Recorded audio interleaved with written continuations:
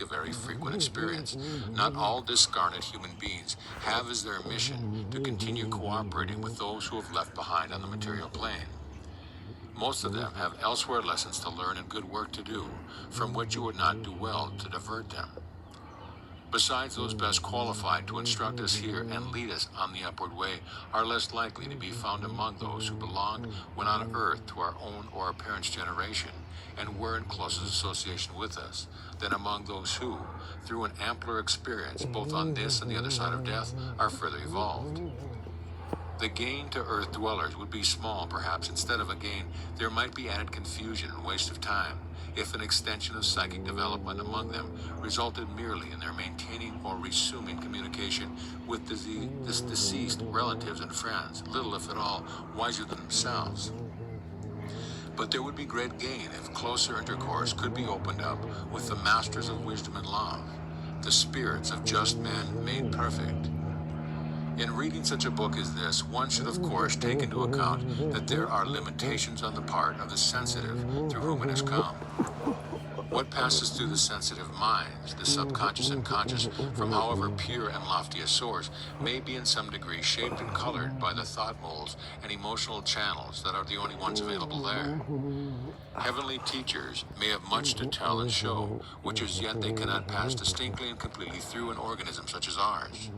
But these communications through my wife, whatever their imperfections may be, have made the spiritual world more real to a few who have heard them. And it is hoped that this selection from them may be of use likewise to a wider circle.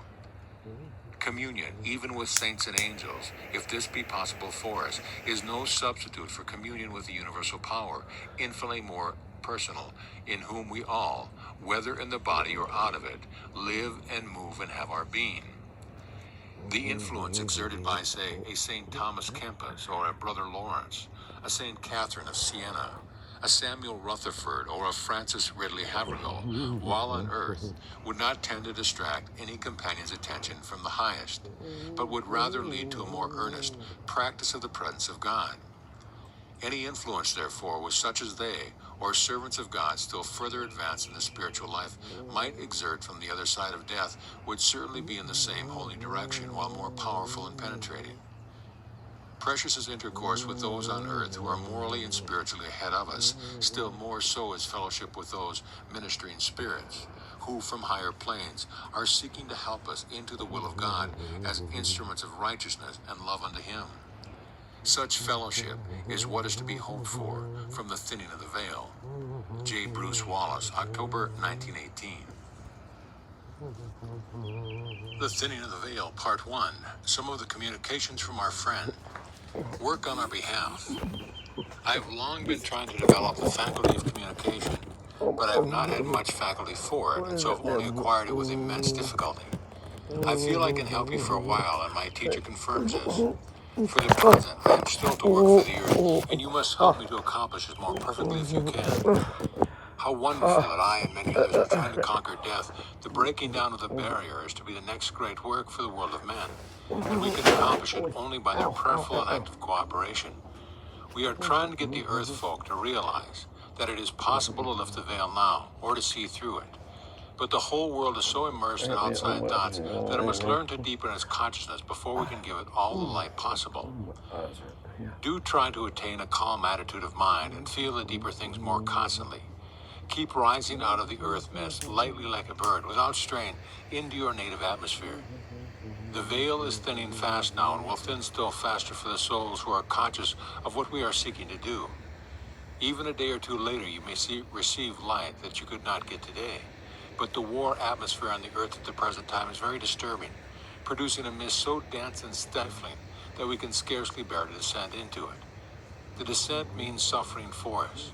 It is most important that you should keep your own mental and emotional atmosphere clear and calm, free from all worry or agitation. All the more evolved spirits undertake their most serious work during a time analogous to your night. It is then that a great many streams of influence are sent forth by them beneficially upon the human beings still on the earth. In the night we are able to gather in consciously more power from divine sources and to pass it on immediately to the souls who need it. This night work is very powerful for the upliftment of mankind. Man has to realize that all power comes from within, and is never generated from without. Great reforms will be accomplished more speedily when these inner forces are brought into activity. When, with clairvoyant vision, during the sleep of the body, you actually have seen the stream of energy going forth from thought and feeling, you will immeasurably be helped by this perception to use that power. What you consciously learn during sleep, you can practice during your normal working consciousness.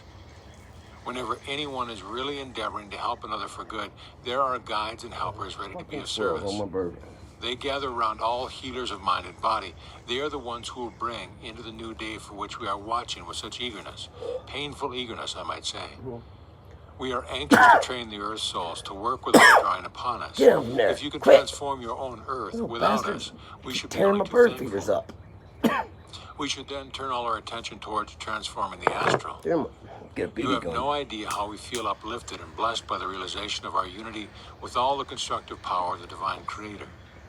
We feel that we are one great spiritual body, and we have no individual desire. This realization is something far too wonderful to be expressed in Earth language. Having had the faintest glimpse of the destiny of mankind, one feels devoted to the mission of bringing it about. One longs to spread this deep desire because one sees so many souls on Earth still absorbed by petty aims, which brings them but shallow satisfaction. These are bound to end in disheartenment and failure. On the other side of the veil, there are 7 planes of consciousness. I am now on the 3rd, where some of us dwell in families, some alone, but all in love and harmony. As one attains a deeper consciousness of eternal realities, one finds oneself on a higher plane.